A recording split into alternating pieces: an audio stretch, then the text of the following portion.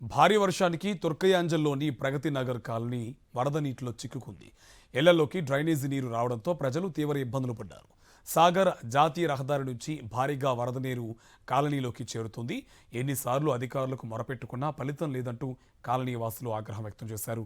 ఇళ్ల చుట్టూ డ్రైనేజీలు పొంగి ఇళ్లలోకి మురుగునీరు వస్తుందన్నారు. నిన్న రాత్రి నుండి నిద్ర ఆహారాలు మానేసి బయట కూర్చున్నామని కాలనీ వాసులు ఆవేదన వ్యక్తం చేశారు.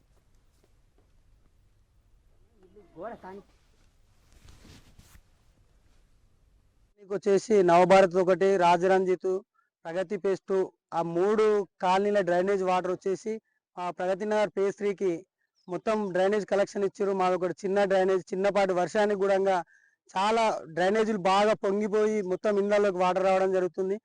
రాత్రి పడ్డ వర్షానికి ప్రతి ఇంట్లోకి వాటర్ రావడం జరిగింది. ఒక్కొక్క ఇంటి ముందు మోకాళ్ళ లోతు వాటర్లో ఒక 3 ఫీట్ల నుంచి 4 ఫీట్ల హైట్ లోతు వెళ్తున్నాయి.